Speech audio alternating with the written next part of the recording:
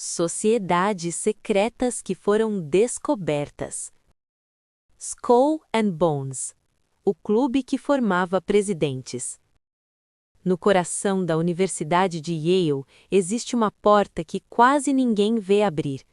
Um prédio sem janelas, com paredes espessas e um silêncio que incomoda até quem passa rápido demais. Ali dentro, desde o ano de 1832, funciona uma das sociedades secretas mais influentes dos Estados Unidos, Skull and Bones. Ninguém entra por acaso. A cada ano, apenas 15 estudantes são escolhidos. Jovens da elite política e econômica, chamados em segredo, conduzidos para um salão onde promessas são exigidas e segredos passam a valer mais do que diplomas. Lá dentro, rituais envolvem confissões pessoais, laços de lealdade e uma promessa silenciosa: proteger uns aos outros por toda a vida adulta. Uma rede invisível que se estende muito além dos portões de Yale. Com o tempo, algo intrigante começou a acontecer. Homens que saíam daquela sala passaram a ocupar posições de poder: senadores, chefes da CIA, generais e até presidentes. William Howard Taft, George H. W. Bush, George W. Bush, todos ex-membros de Skull and Bones. Esse padrão alimentou suspeitas. Será que o clube realmente moldava líderes, ou apenas selecionava pessoas destinadas ao topo? O que se sabe é simples: membros ajudavam membros. Carreiras inteiras eram impulsionadas por telefones discretos e encontros que nunca apareciam em agendas oficiais. Durante a Guerra Fria, diversos membros dirigiram agências de inteligência, influenciaram estratégias militares e participaram de decisões que nunca foram totalmente explicadas ao público. Documentos oficiais apenas insinuam o alcance dessa rede, mas nunca revelam tudo. Hoje, Skull and Bones continua ativo, o prédio continua fechado, os rituais continuam secretos, e os nomes escolhidos todos os anos seguem sendo um mistério guardado a 7 chaves. O mundo lá fora só vê o resultado: políticos, executivos e conselheiros de segurança surgindo do nada, todos com a mesma origem silenciosa. Skull and Bones pode não governar os Estados Unidos, mas há quase 2 séculos forma aqueles que o farão. Thug. A Sociedade do Estrangulamento. Durante séculos, viajantes que cruzavam as estradas da Índia simplesmente desapareciam. Caravanas inteiras sumiam sem deixar rastros. Nada era encontrado além de marcas na terra e histórias murmuradas em vilas distantes. Por trás desse silêncio agia uma das sociedades secretas mais temidas da história, os Thug. Eles se misturavam ao povo como guias, carregadores ou peregrinos. Caminhavam por dias ao lado de suas vítimas, conversando, rindo e ganhando confiança, até que chegava o momento certo. E quando a noite caía, longe de qualquer ajuda, eles atacavam. Não com espadas, não com flechas, mas com um simples pedaço de tecido, um lenço enrolado nas mãos e o estrangulamento silencioso que se tornaria sua marca. Os Thug acreditavam servir a deusa Kali. Para eles, matar não era crime, era um ritual. Por gerações, seu método foi tão preciso que raramente deixavam provas.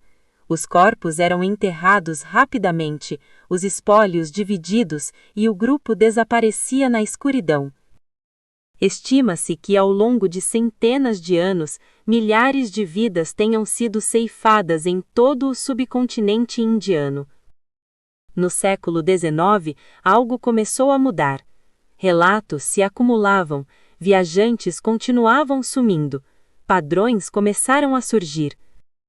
O capitão William Sleeman reuniu pistas, depoimentos e mapas, e descobriu que aqueles crimes não eram obra de bandidos isolados, mas de uma fraternidade organizada espalhada por toda a Índia. Quando as prisões começaram, o choque foi imenso. Homens aparentemente comuns confessaram décadas de assassinatos. Alguns orgulhosos, outros arrependidos, mas todos parte da mesma rede.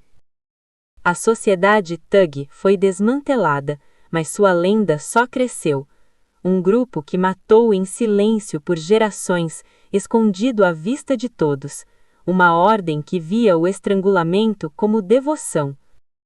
Até hoje, sua história permanece como um dos capítulos mais sombrios e reais das sociedades secretas do mundo. A Sociedade de Thule. A semente do fanatismo. No início do século XX, a Alemanha vivia uma mistura de crise, frustração e busca desesperada por identidade. Após a Primeira Guerra Mundial, um pequeno grupo começou a se reunir em salas fechadas iluminadas por velas e cobertas de símbolos antigos. Eles acreditavam descender de uma raça superior, mística e perdida no tempo. Chamaram-se de Sociedade de Thule. O grupo unia ocultismo, mitologia nórdica e ideias perigosas sobre pureza racial. Buscavam lendas, ruínas e textos esotéricos para provar que eram herdeiros de uma civilização nobre desaparecida. Mas essas crenças não ficaram na fantasia. A Sociedade de Thule passou a atrair nacionalistas radicais, militares descontentes e intelectuais obcecados por teorias conspiratórias. Nas reuniões silenciosas, o ressentimento da guerra se misturava ao extremismo e algo sombrio começou a crescer. Com o tempo, Thule financiou pequenos grupos nacionalistas, distribuiu panfletos, discursos e propaganda. Entre esses grupos, havia um partido quase invisível, o Partido dos Trabalhadores Alemães. A Sociedade de Thule ajudou a estruturá-lo, fornecendo contatos, recursos e ideologia. Quando um jovem orador chamado Adolf Hitler entrou para o partido, tudo mudou. O movimento tornou-se mais agressivo, mais organizado e infinitamente mais perigoso. A Thule perdeu espaço, mas suas ideias já estavam plantadas. Mitos distorcidos, teorias raciais e a crença fanática em uma origem superior.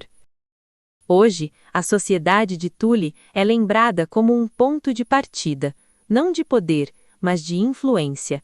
Um pequeno grupo secreto cujas ideias escaparam das salas fechadas e se tornaram uma força devastadora. P2. A maior sociedade secreta da vida moderna. No final do século XX, a Itália viveu um escândalo profundo e perturbador. Um grupo clandestino operava dentro do próprio Estado, influenciando políticos, militares e a elite financeira. Seu nome era simples: P2, Propaganda Due.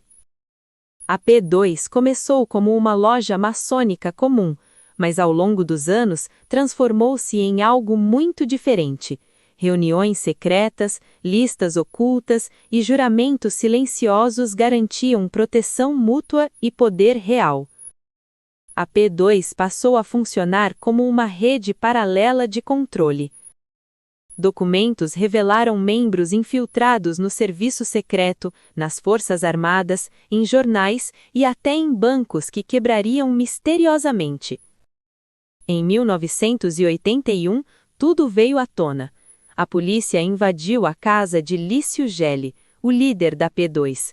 O que encontraram chocou o país. Uma lista com quase 1000 nomes: generais, juízes, empresários, parlamentares, diretores de televisão, pessoas que governavam a Itália sem jamais terem sido eleitas. O parlamento declarou a P2 uma ameaça à democracia. O grupo foi oficialmente dissolvido, mas muitos membros seguiram influentes. A história da P2 não é sobre rituais, é sobre poder silencioso. A maior sociedade secreta da vida moderna não viveu no subterrâneo, ela viveu à vista de todos. Assassinos de Alamut, os mestres da infiltração. No coração das montanhas do Irã, entre neblina e rochas, existia uma fortaleza quase inacessível. Seu nome era Alamut. Dali surgiu um grupo temido por impérios inteiros, os assassinos. Eles não lutavam como exércitos, não marchavam em colunas. Seus ataques vinham de perto, silenciosos, precisos. Jovens eram treinados desde cedo na paciência, no disfarce e na observação. Quando recebiam uma missão, o objetivo não era destruir cidades, era eliminar uma única pessoa.